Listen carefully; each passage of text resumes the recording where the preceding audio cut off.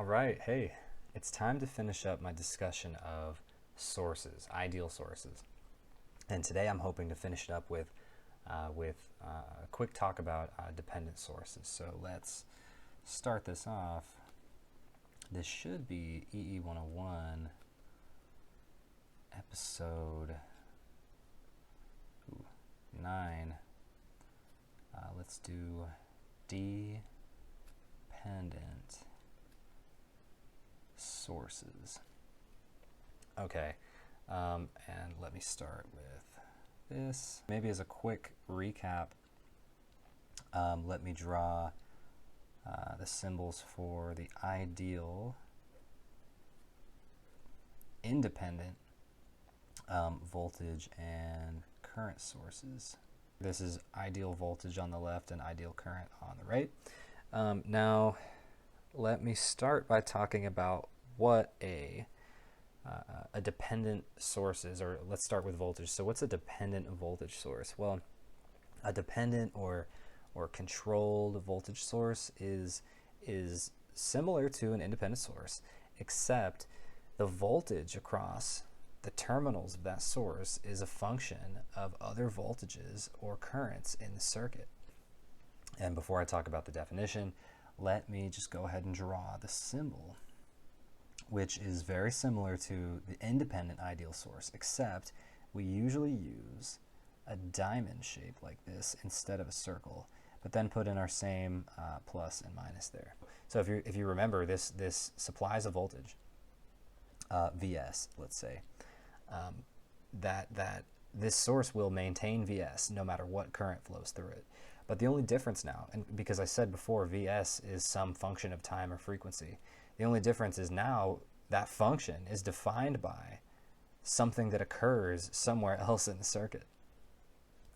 And maybe that's kind of hard to wrap your head around. So let me draw maybe some added elements. I think I'll draw a complete circuit this time, and we'll discuss from there.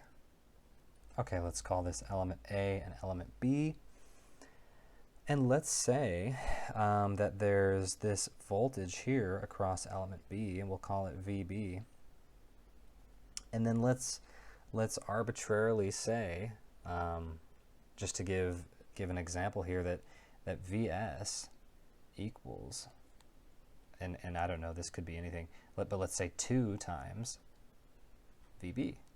What are the implications of saying something like that? And I'm not, I know I'm defining this, but I'm saying, let's say we observed this, or let's say this was true in this circuit, that Vs would respond as a voltage source whose voltage is this function. It's 2 times whatever VB is. It's already true that VB is some function of V source, right? But now we're saying in this case, V source is also a function of VB. And so you see this interesting feedback effect here, where there really is a feedback effect at play, because yeah, I mean, you have to start given some initial condition, but then once the circuit is in some kind of steady state, you'll see Vs react to VB, and then VB react to Vs, and so on and so forth. And that the concept of feedback is very, very important in electrical engineering. It's something that we'll go to in an intense mathematical depth when we analyze circuits, at least on a large scale.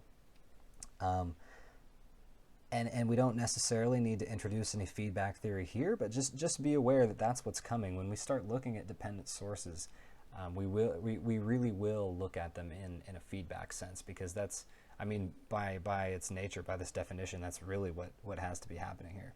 And you might look at this and think, how can this be physical? I mean, what circuit could possibly behave like this? An example of a dependent source is really hard to give without any kind of electrical engineering background. So I think I'll save it for when I actually just introduce those circuit elements, or when we start to talk about circuits where this is the case. In this case, this is a dependent voltage source, or specifically a voltage dependent voltage source, where the voltage of the source Vs is dependent upon another voltage in the circuit. But it could have been the case, let's say, that Vs is dependent upon the current through some element. So you can have voltage dependent voltage sources, or you could have a current dependent voltage source. And if Vs were a current dependent voltage source dependent upon element A, it Vs might be defined by Vs equals some constant times A, where this constant A is just some constant of proportionality that also relates the units here between voltage and current. Again, I'm not gonna jump into an example of this, but already within voltage dependent voltage sources, you see there's two possibilities. This voltage could be dependent upon another voltage or dependent upon some current somewhere. And as I'm sure you're probably already predicting, there is such thing as a dependent current source, and those current sources can and will be dependent upon other currents and other voltages. So let me get to talking about that as well. I won't spend as much time on this one because it really is just kind of a parallel discussion. So let me just say dependent current source. And you know what, I'm not even going to rewrite the definition because you can really just substitute the word for current for voltage. And just like the dependent voltage source, I can draw a circuit like that. And like the voltage source, we use a diamond to represent the dependent current source. And let me draw this like so. And notice I didn't draw these little dots this time. You don't have to do that. In fact, I almost never do this. I've just kind of been in the habit of drawing these dots to show where the nodes are, or where I've been drawing them on the ends of elements. But actually, a lot of the times when you're just drawing a circuit like this where everything's connected, you won't draw the dots. So it's really common to not do that. So it's not like this is a lazy way to draw without the dots. This is kind of overkill. You will usually put a dot if like it's open like this and nothing's connected, or if there's more than two elements connecting somewhere, you might put a dot just to indicate those are supposed to be connected. But in this case, I'm just kind of getting tired of drawing them. So, but let's say we have a circuit that looks like this. Okay, and this is some dependent current source IS. And all right, we know we have, okay, let's call this element A and element B. Well, there's a voltage across everything. So every element, this is perfect. This is actually a parallel circuit.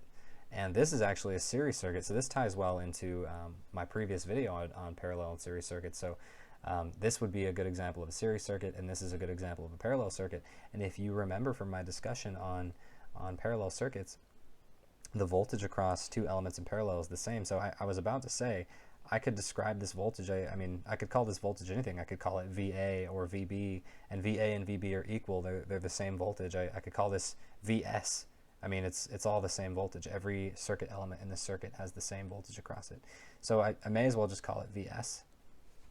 But you know, VS equals VA equals VB. And okay, also I've got let's say there's a current here, and we'll call this IB.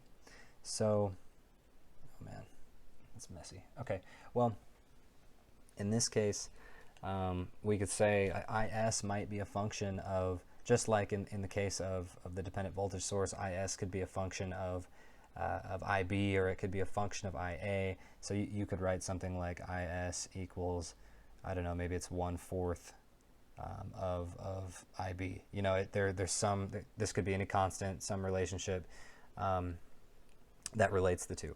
And you know, in theory, there's no reason that this even has to be a constant. You could have some situation where you're modeling this with a much more complex relationship than just this type of constant. In this example that I've contrived, IS would actually be proportional to, like, let's say I had a voltage controlled current source here and IS was dependent upon VS.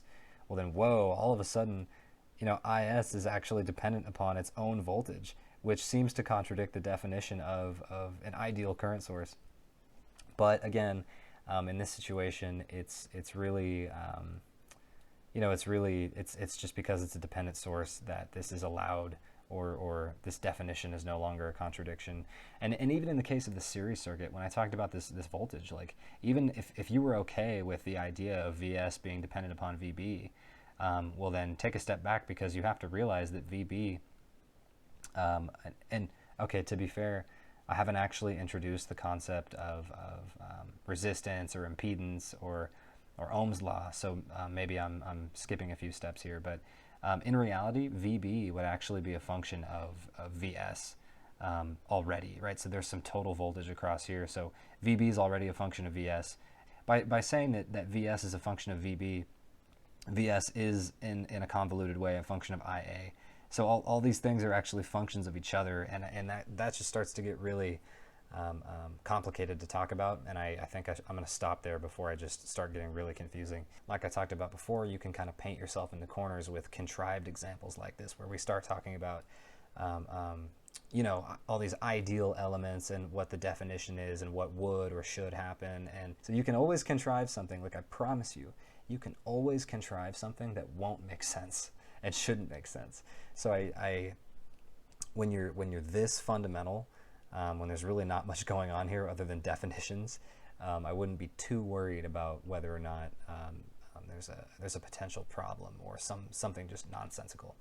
I guess let me recap really quick the 4 types of dependent sources that we're seriously concerned with. So voltage and current can control a voltage, and voltage and current can control currents. Okay, so if you just remember those, these are the 4 types that we'll use to analyze circuits, and some of them we'll use more than others. Depending on what field of engineering you go into, there's like, you know, exactly one of these that you'll just use all the time and never use others. And so that's the other thing to remember here, is we've got all these like electrical engineers and electrical engineering. They like to be really general and introduce all these things, and just so you're aware of how general and arbitrary everything is. But then you'll actually wind up just using like a very specific piece, you know, of what you've learned. So just keep that in mind. But anyways, I hope this was helpful. Let me know if there's anything I can do to improve these videos in content or format. And yeah, leave a comment or anything, and I hope you have a great day.